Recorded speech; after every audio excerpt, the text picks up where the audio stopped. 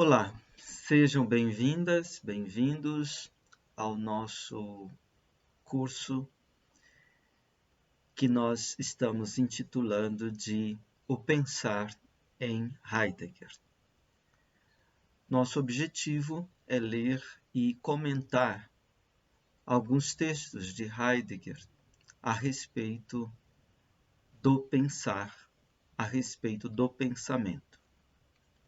O primeiro texto que vamos tomar é o texto O que quer dizer pensar, que está no volume intitulado Ensaios e Conferências, que nós temos traduzido já para o português no Brasil.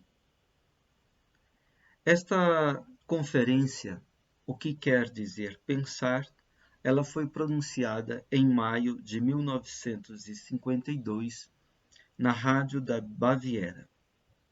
Foi impressa na revista Mercur no ano de 1952. Nós temos nas obras completas de Heidegger um volume, que é o volume 8, que se intitula Was heißt denken? O que quer dizer pensar?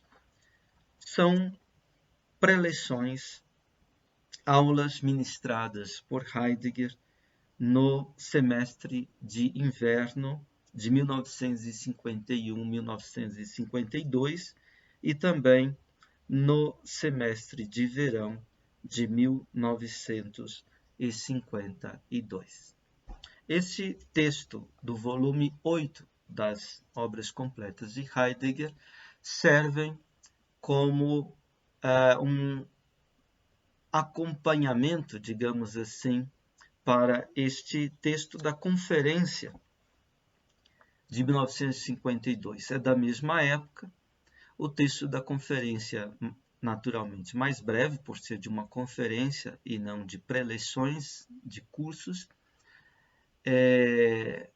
Este texto da conferência pode ser aprofundado com muito mais calma e minúcia, lendo-se o volume 8, O que quer dizer pensar, de 1951-52. Vamos direto ao texto. O texto começa dizendo, eu leio na edição da editora Vozes, a tradução deste texto foi feita por Gilvan Fogel. O texto começa dizendo: o que quer dizer pensar? O que quer dizer pensar é algo que se nos revela se nós mesmos pensamos. Para que um tal tentame seja bem-sucedido, é preciso que nos disponhamos a aprender a pensar. Tão logo nos entregamos a este aprendizado, admitimos que ainda não estamos na capacidade de pensar. O homem é, no entanto, visto como o ente que pode pensar. E isso com razão, pois o homem é o ser vivo racional. A razão, porém, a ratio, desdobra-se em pensamento. Enquanto ser vivo racional, o homem, desde que queira, precisa poder pensar. Mas talvez o homem queira pensar e não possa. Em última instância, com este querer pensar, o homem quer demais e, por isso, pode de menos. Vamos comentar esta parte inicial da conferência, este exórdio da conferência. Vamos ler o primeiro parágrafo. Nós lemos 3 parágrafos iniciais. Diz assim: o que quer dizer pensar é algo que se nos revela se nós mesmos pensamos.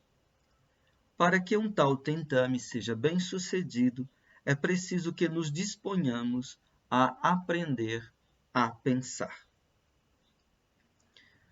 Eu vou me voltar agora para o texto em alemão e vou tentar apresentar o pensamento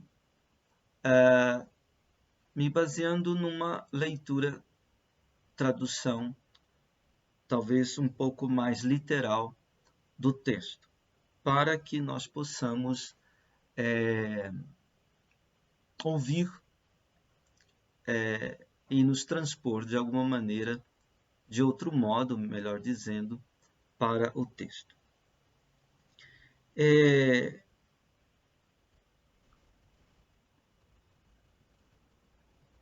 Poderíamos ler assim: nós chegamos àquilo que se chama pensar se nós mesmos pensamos. Ou, se quisermos, se nós pensamos por nós mesmos. Então, na tradução, o que quer dizer pensar é algo que se nos revela se nós mesmos pensamos. Dito de outro modo, nós só alcançamos aquilo que pensar quer dizer, aquilo que se chama pensar, se nós mesmos pensamos e se nós pensamos por nós mesmos.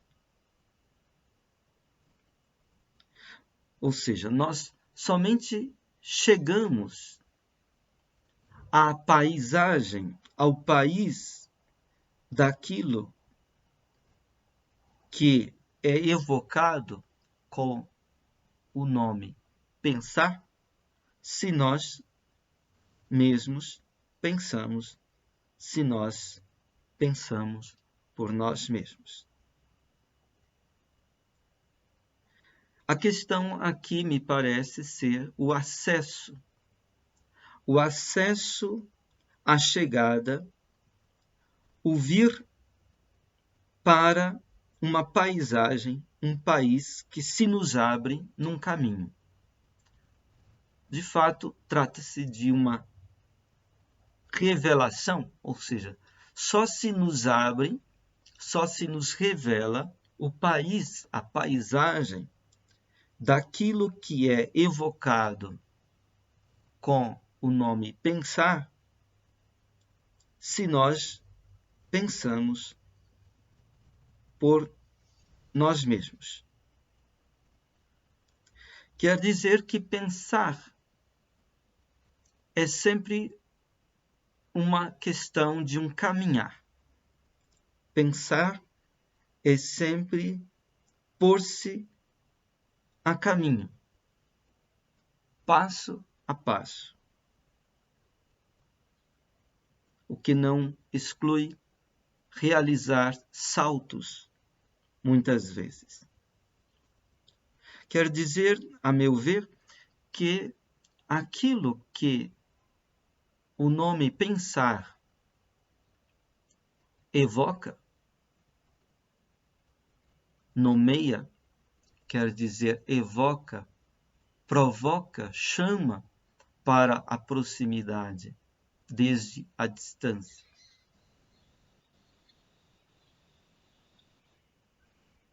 Isto só se nos abre, só se nos revela no próprio caminhar do pensamento. Ou seja, pensar é sempre um pensar a caminho. E o que é a paisagem do pensar só se nos abre, se nos desvela no próprio caminhar do pensar.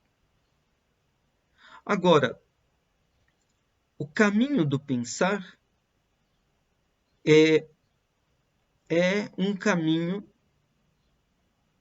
no qual nós nos engajamos por nós mesmos. Ou seja, ninguém pode fazer o caminho do pensar por nós. Nós somos instados a nos pormos nós mesmos a caminho, a abrir nós mesmos o caminho, aquele caminho que é, a cada vez, o caminho de cada um no pensar.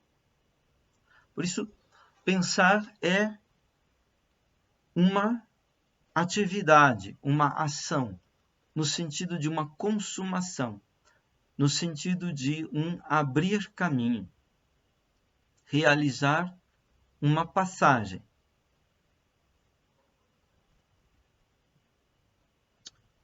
Depois, a segunda frase diz assim: para que um tal tentame seja bem-sucedido, é preciso que nos disponhamos a aprender a pensar.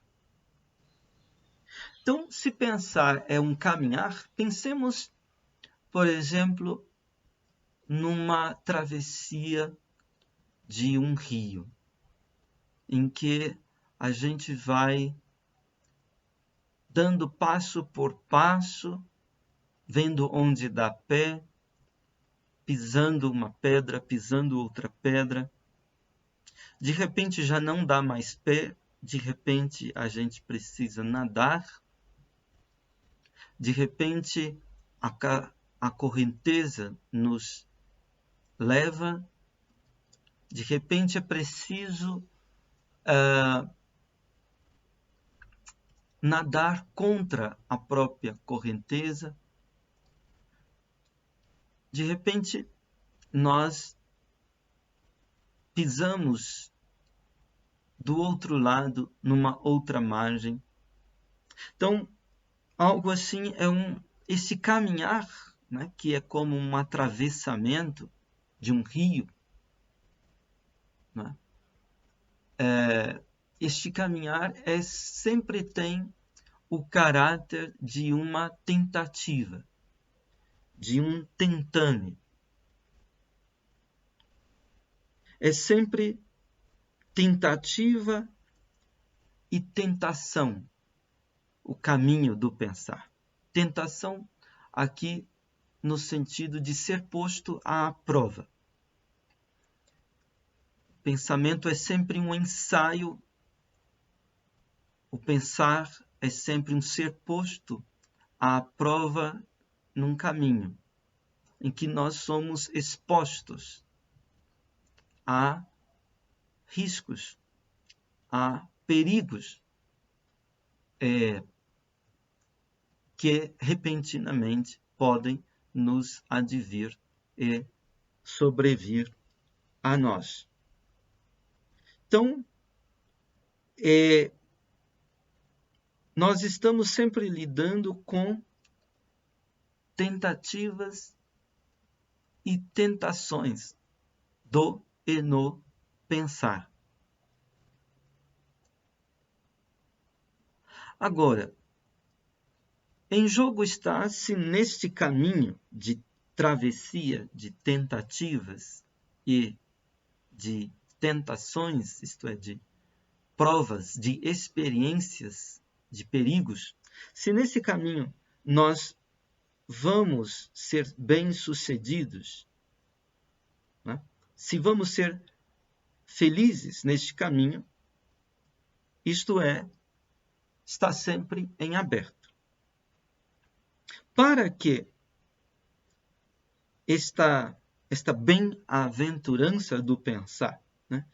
Essa felicidade do pensar, esse ser bem-sucedido do pensar aconteça, diz Heidegger que nós precisamos estar dispostos a aprender a pensar. Temos aqui no alemão Glück, né, para que esta tentame, esta tentativa possa glücken, ser feliz, né, ser bem-sucedida, ser bem-aventurado, para que a aventura do pensar possa ser bem realizada, né? É preciso que nós tenhamos a disposição de aprender a pensar. Tudo que o homem intenta na sua vida, né, pode ter três modos de se realizar, digamos assim. O alemão usa a expressão es geht, es gelingt e es glückt. Né? O fenomenólogo Heinrich Rombach falava desta tríplice gradação aí numa possibilidade de ser. A primeira, es geht. Es geht significa vai, está indo. Né? Se alguém te pergunta como você vai, você responde, estou indo. Né? É um tipo de realização de um poder ser. Né? É o mínimo, digamos assim. Né? Porque muitas vezes não estamos indo, muitas vezes estamos travados, né? Muitas vezes estamos bloqueados, parados, estagnados num poder ser. Então, o primeiro grau, digamos assim, este es geht, né? Vai-se, está indo, né? Dizemos no nosso português cotidiano. O segundo é es gelingt, né? Es gelingt significa que uma possibilidade de ser vinga, né? É bem sucedida, mas no sentido assim, vingou. Né? Vingou como você planta uma árvore e aquela árvore vingou, quer dizer, ela se enraizou, ela cresceu, ela floresceu, ela deu frutos, ela vingou. Né? Então, e a terceira forma de realização, terceiro grau, digamos assim, de realização de um poder ser, diz Rombach, é es glückt, que é justamente essa expressão usada por Heidegger, né? Ou seja, foi feliz, né? Se tornou um felizardo, um bem-aventurado naquilo ali. Né? Digamos, uma árvore que não somente vingou, deu frutos, mas ela deu muitos frutos. Né? E ela foi viçosa, vigorosa, fecunda, frutífera em abundância. Então, esse é este es glückt. Né? Então, no pensar também nós podemos, por assim dizer, essa possibilidade de ser, que se chama pensar, né? Ela pode estar indo, né? Eu me pergunto como eu vou no pensamento, quer dizer, estou indo, né? Aos trancos e barrancos, como nós dizemos, né? Mas também pode acontecer que, para além desse estar indo, a gente possa estar fazendo uma experiência de es gelingt, ou seja, o pensar no meu ser, no meu viver, está vingando, né? Está sendo bem sucedido, está deslanchando de uma maneira satisfatória. E pode ainda haver o terceiro momento, né? Que o pensar em nós seja de tal modo bem sucedido que ele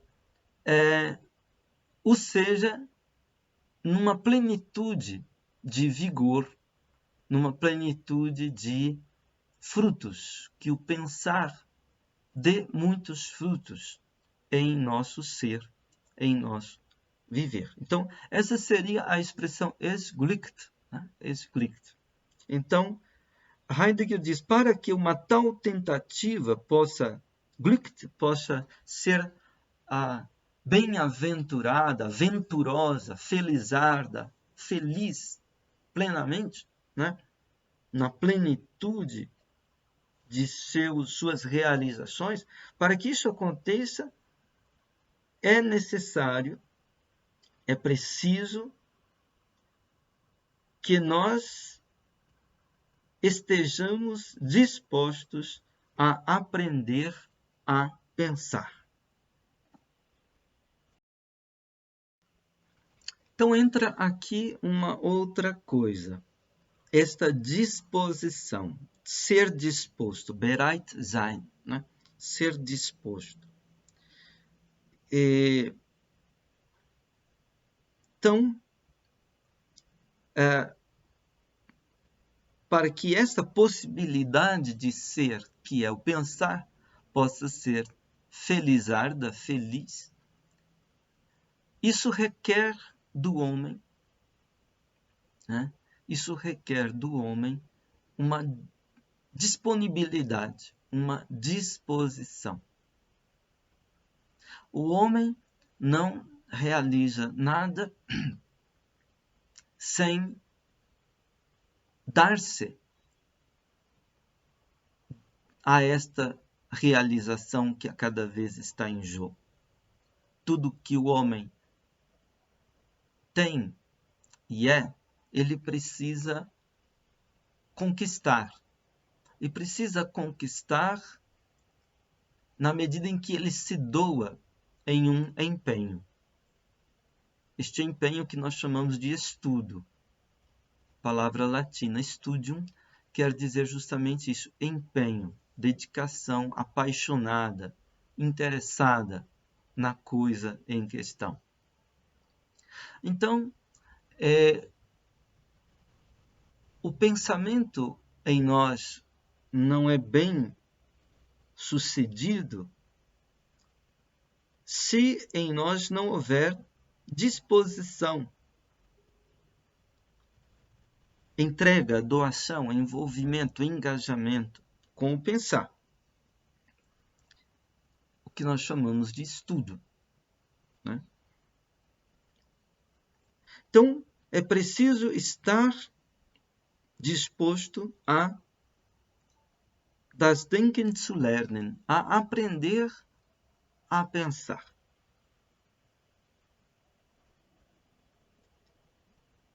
Tudo que o homem, de certa maneira, já isto é, as possibilidades de ser que lhe são dadas pelo seu ser, e o pensar, de certa maneira, o é, também uma possibilidade, quiçá a possibilidade de seu ser, o homem precisa aprender.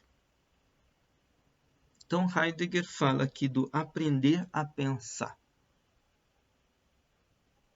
Podemos chamar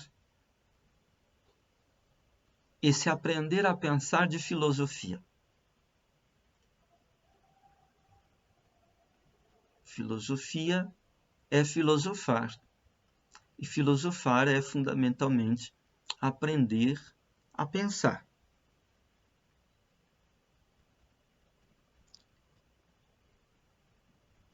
Nesta aprendizagem, certamente, todos somos sempre discípulos. Somos sempre aprendizes, iniciantes, né? Às vezes chamamos alguns mestres, alguns chamamos de mestres, e os denominamos de os pensadores. Mas também aqueles que nós chamamos os pensadores, os mestres, sempre foram, e foram até o fim, aprendizes do pensar. Aprenderam a aprender a pensar e aprenderam também a ensinar a pensar. Porque aprenderam a aprender é que puderam aprender a ensinar a pensar. Mas o pensar, como foi dito, cada um por si mesmo deve pensar, deve realizar esta consumação, essa realização, esse cumprimento do pensar. Mas nós aprendemos a pensar uns com os outros. E, sobretudo, com aqueles que nós chamamos os pensadores, a quem nós chamamos de mestres na arte, no ofício do pensar. Mas dissemos, não se trata de um discipulado em que simplesmente se repete o que pensaram os pensadores. O discipulado não se refere aos pensadores, mas o discipulado se refere àquilo que se chama pensar, ou àquilo que provoca a pensar. Então, seja como for, é preciso ter essa disposição para aprender a pensar. Vamos para o segundo parágrafo do nosso texto.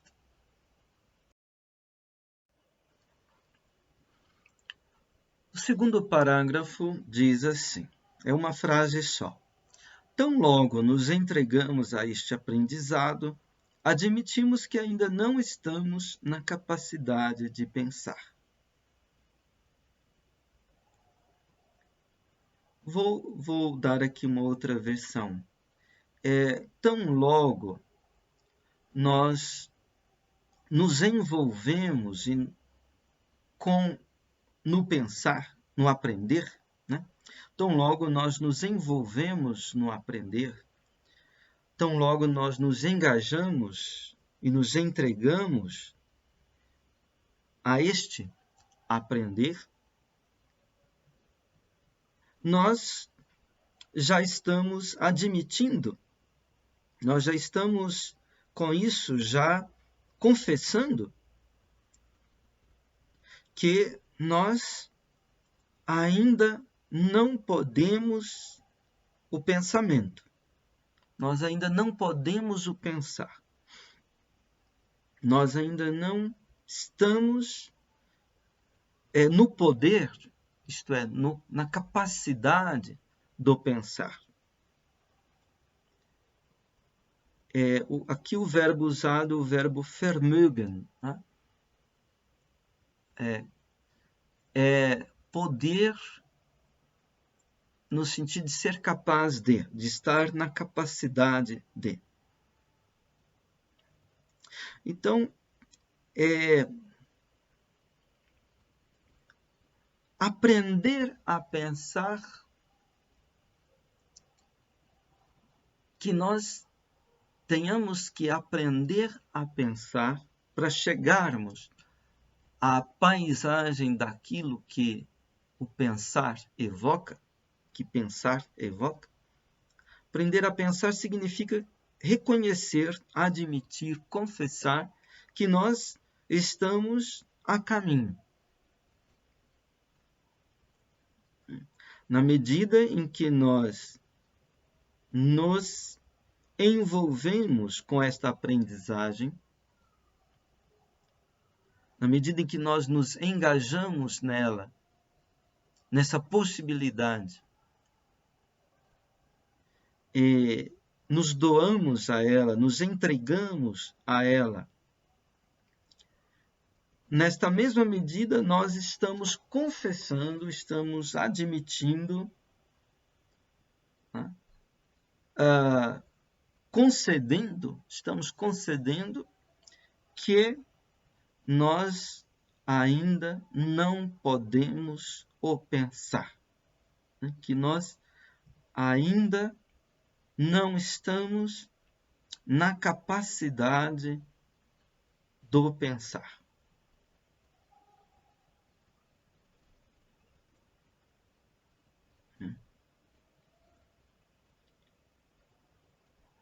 Esse ainda não pertence, portanto, a este caminho do aprender a pensar.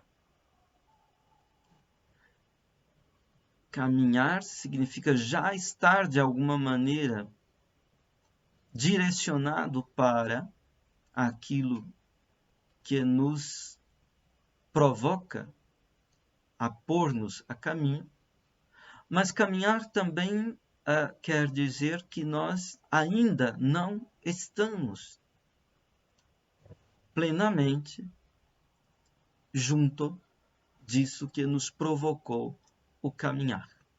que nós ainda não alcançamos isto que estamos buscando. Então, implica sempre um ainda não. Né? O aprender a pensar. O ainda não. Este ainda não é o mais importante. É como que um retraimento. Né? Este retraimento é o ponto decisivo.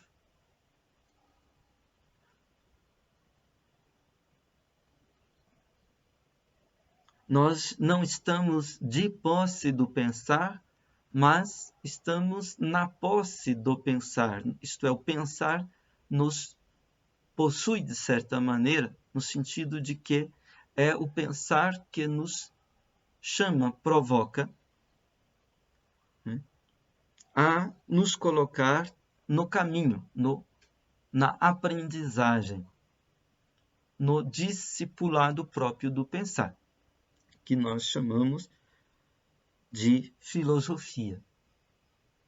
Estar apaixonadamente envolvido com isto, entregar-se apaixonadamente a isso e dedicar-se, engajar-se nisso, é o que nós chamamos de estudo. Então, o estudo da filosofia é este envolvimento com o aprender a pensar. Envolvimento que está sempre de novo acontecendo de modo performático mesmo, digamos, está sempre de novo confessando o seu ainda não poder pensar, o seu ainda não estar na plena capacidade do pensar.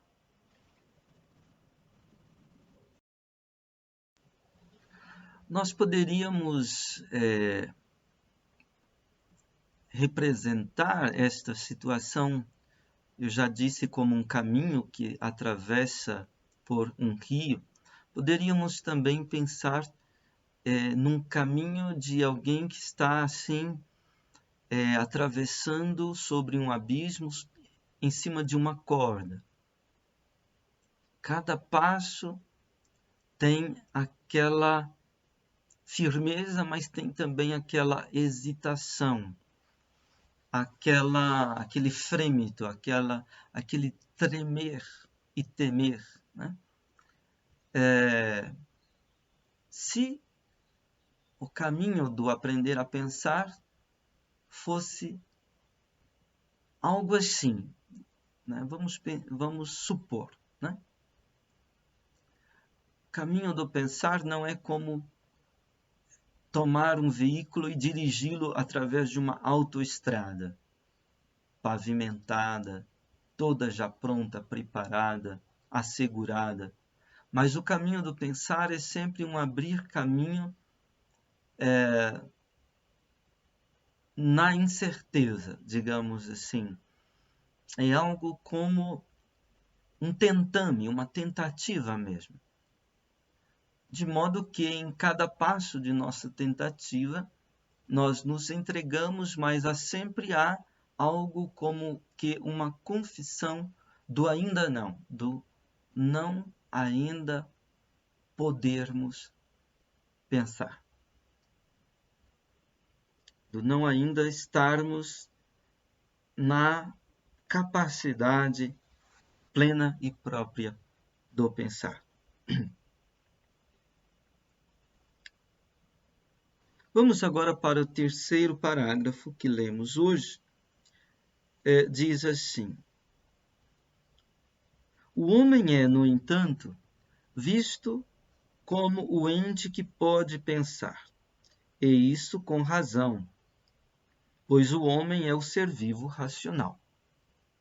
A razão, porém, a ratio, desdobra-se em pensamento. Enquanto ser vivo racional, o homem, desde que queira, precisa poder pensar. Mas talvez o homem queira pensar e não possa. Em última instância, com este querer pensar, o homem quer demais, e por isso pode de menos. Vamos, então, nos deter nesse parágrafo de uma maneira mais atenta.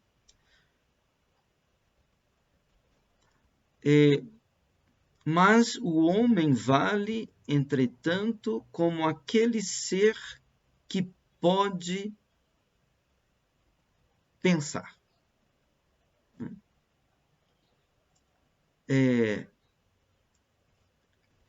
O homem vale, quer dizer, o valor do homem, a valência, a validade, a valentia própria do homem na tradição ocidental é justamente apontada neste poder pensar. Né? Na tradição ocidental, o homem é visto, considerado, tomado como aquele ser, aquele ente, melhor dizendo, Jeneswesen, né? aquele sendo ser, aquele ente que pode pensar. Então, entra aí a questão do poder pensar. Aqui o verbo já não é vermögen, né? Mas o verbo können, né? Poder no sentido de können.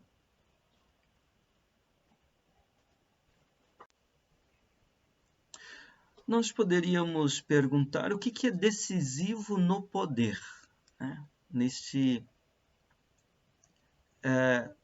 Talvez o verbo que foi usado no parágrafo anterior, que é sich einlassen, tá? Entregar-se, envolver-se, doar-se a alguma coisa. Então, nós só podemos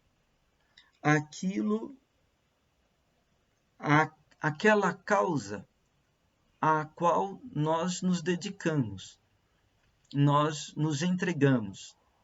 Digamos, se alguém pode ser um artista, se alguém pode ser um atleta, um jogador de vôlei, por exemplo. Né? Este poder só vem através de um dedicar. Em alemão temos a palavra Hingabe, né? essa doação de si na dedicação apaixonada a alguma coisa. Então, é esta dedicação que leva o homem a abrir caminhos e a deixar que possibilidades de ser se deslanchem.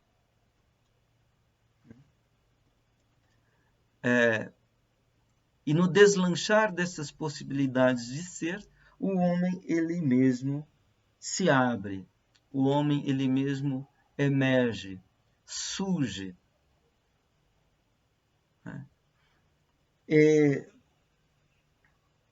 Então, poder uma possibilidade de ser, isso que significa compreender. Então, alguém compreende de alguma coisa, ele entende de alguma coisa na medida em que ele pode aquilo. Né? Ou seja, na medida em que ele se mostra capaz e competente àquela coisa, àquela causa, à qual ele se sente pertencente e com a qual ele se envolve, com a qual ele se entrega.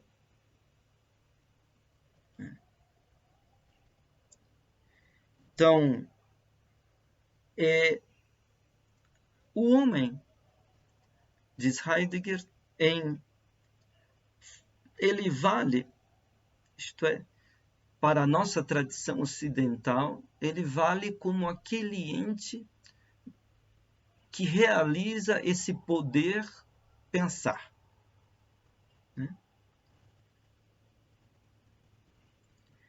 Ele vale como tal com razão.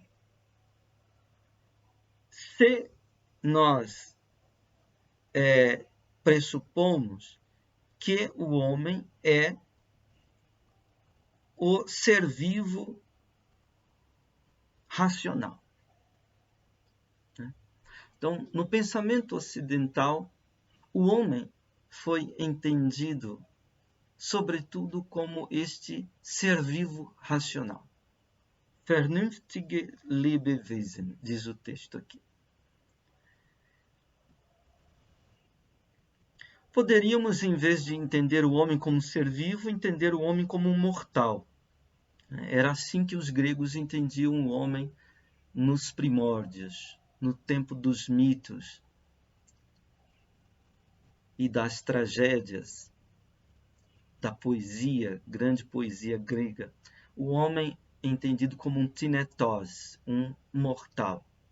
Mas depois, na época da filosofia, na época da metafísica, o homem deixou de se valer como o mortal em face dos deuses e passou a ser entendido como um ser vivo entre outros seres vivos que tem a prerrogativa, o apanágio do logos. Então, nós temos aquela definição grega do homem como zoon, logon, erron. Isto é, como aquele vivente, aquele ser vivo que tem logos. Aquele ser vivo que realiza o seu viver pautando-se pelo logos. Logos foi traduzido, entre outras possibilidades, para o latim como ratio, razão. Então aí a definição de zoon logon errum foi traduzida para animal rationale. Animal não quer dizer aqui simplesmente um bicho, uma besta, mas quer dizer um animado, quer dizer um vivente sensível, sensitivo, melhor dizendo, um vivente capaz de sentir. Então, o homem é aquele vivente capaz de sentir, ao qual se acrescenta uma diferença constitutiva, específica, essencial, que é o ser racional. Ser racional. A questão é o que é razão. Como razão e pensamento se põem uma em relação ao outro? Heidegger diz: a razão, porém, a ratio, e aqui ele usa o latim, ele não usa o grego logos, mas ele usa o latim ratio para falar justamente dessa tradição ocidental. A razão, porém, a ratio, ela se desdobra no pensar. De fato, na tradição, a razão significava o pensamento discursivo, o pensamento que se desdobra através do discurso.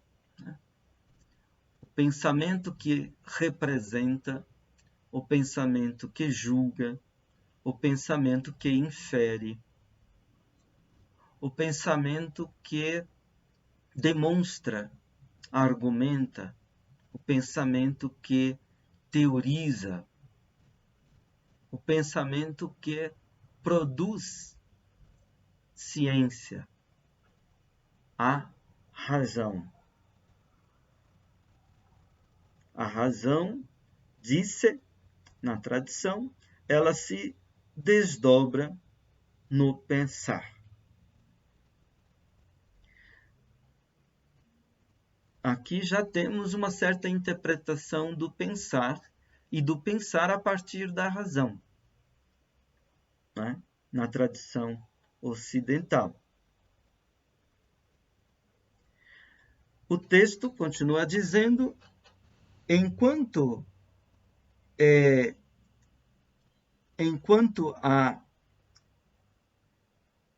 o ser vivo racional, o homem tem que poder pensar.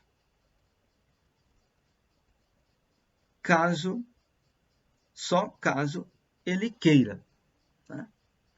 Então, esse poder pensar está doado ao homem como uma possibilidade que, de certa maneira, ele precisa conquistar. Mas para ele conquistar essa possibilidade, ele precisa querer esta possibilidade. Poder pensar precisa ser querido pelo homem. Esse poder pensar, embora lhe seja dado com o seu ser, de certa maneira, é um apanágio desse ser vivo racional.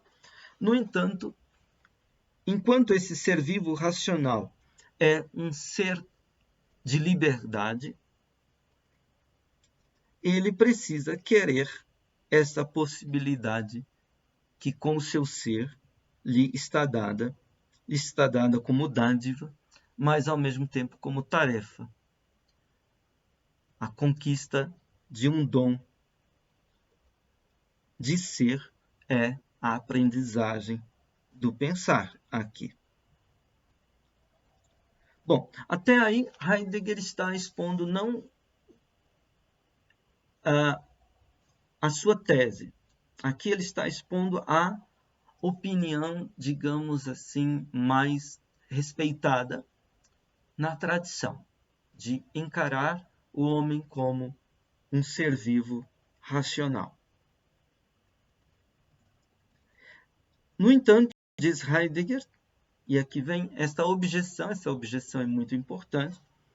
No entanto, talvez o homem queira pensar e, no entanto, ele não possa pensar. Ou seja, vamos supor que haja um hiato, que haja um gap entre esse querer pensar e o poder pensar. Voltamos ao parágrafo anterior, em que se dizia, na medida em que o homem tem que aprender a pensar, ele já confessa que não está na plena capacidade do pensar. Aqui de novo entra o não. Tá? De novo entra esta subtração, este retraimento do poder pensar. O homem quer pensar, ele só pode querer pensar na medida em que o pensar é uma possibilidade de ser que de alguma maneira lhe está dada. Mas o homem não pode pensar, quer dizer, está aqui esta impossibilidade na possibilidade. No núcleo, no centro desta possibilidade do pensar, está em jogo também uma impossibilidade.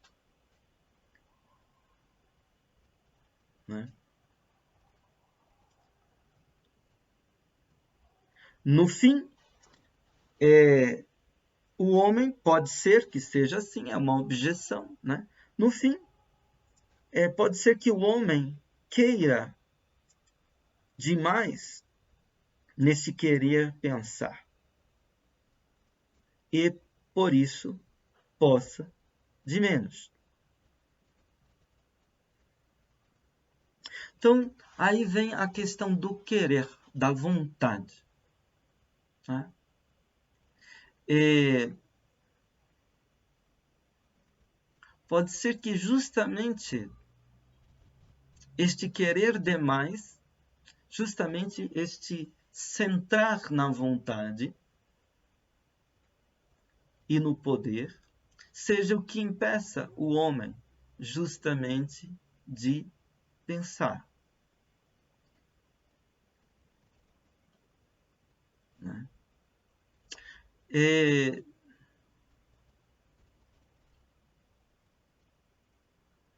isto quer dizer que não basta ao homem obstinar-se neste querer para que ele possa alcançar o que ele quer.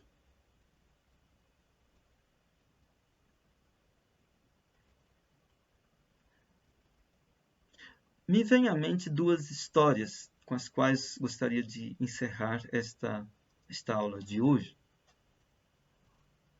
Duas histórias do Oriente. Uma primeira história de um grande estrategista, um guerreiro que foi um grande estrategista japonês. Essa história era contada por Hermógenes Harada. Essa história dizia o seguinte, que havia uns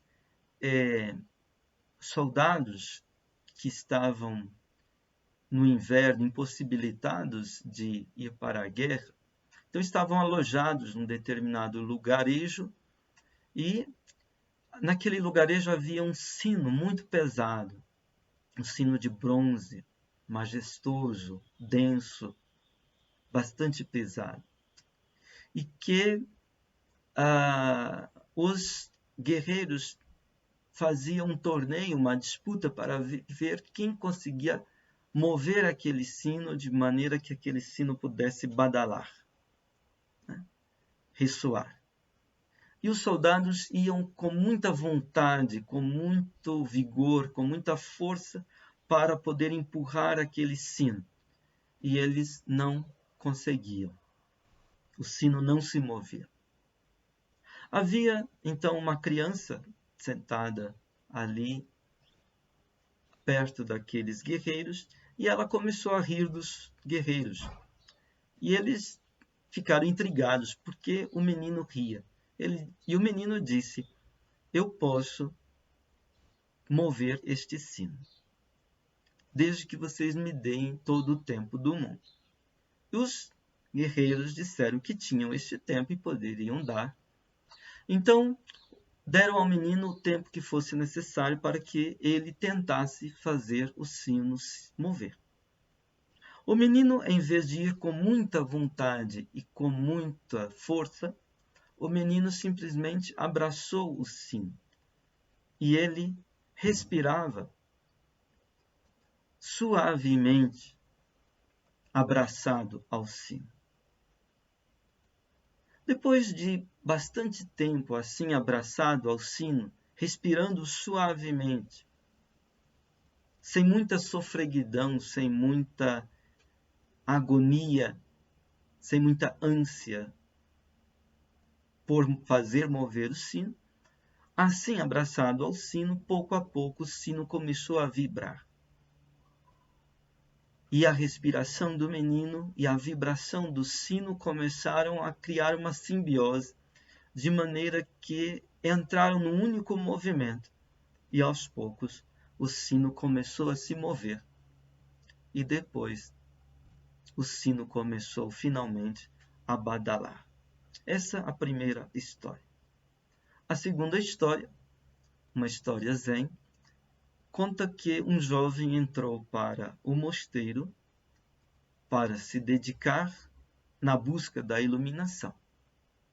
E era um noviço muito dedicado e fazia tudo com muito empenho, com muita força de vontade. Mas ele, todos os dias, no momento da meditação, via o mestre sentado no claustro, no centro do claustro, raspando um caco de telha. O jovem ficou intrigado com aquilo. Depois de um certo tempo intrigado, ele foi ao encontro do mestre e perguntou: "O que o senhor está fazendo?" E o mestre disse: "Eu estou transformando este caco de telha em um espelho límpido." O jovem então disse: "Mas, mestre, isso é uma tarefa impossível. Caco de telha, todo mundo sabe, por mais que se raspe, nunca se tornará espelho. São materiais diferentes."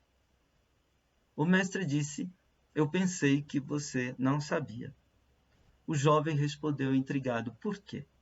O mestre respondeu: "Também a iluminação da mente não é resultado dos teus esforços de meditação." Bom, não sei, toda a história ela manca no final das contas quando se trata de fazer analogias, mas talvez isso que Heidegger esteja trazendo tenha algo a ver com isso. Lembrando que num conjunto de diálogos ligados com o tema da serenidade, Heidegger colocava essa questão fundamental da vontade. No pensamento ocidental, a vontade se tornou determinante, né? Mas pode ser que, nesse querer demais, justamente nós nos bloqueamos para o poder pensar. Fica aqui esta reflexão, né? Não é nenhuma tentativa de uma exegese precisa, exata do texto do Heidegger, mas é algo que pode nos fazer meditar no sentido o que há com o pensamento entre este querer e não poder pensar. Vamos finalizar a aula de hoje e nos encontramos na próxima com os parágrafos seguintes. Muito obrigado pela sua atenção, pela sua paciência e até a próxima.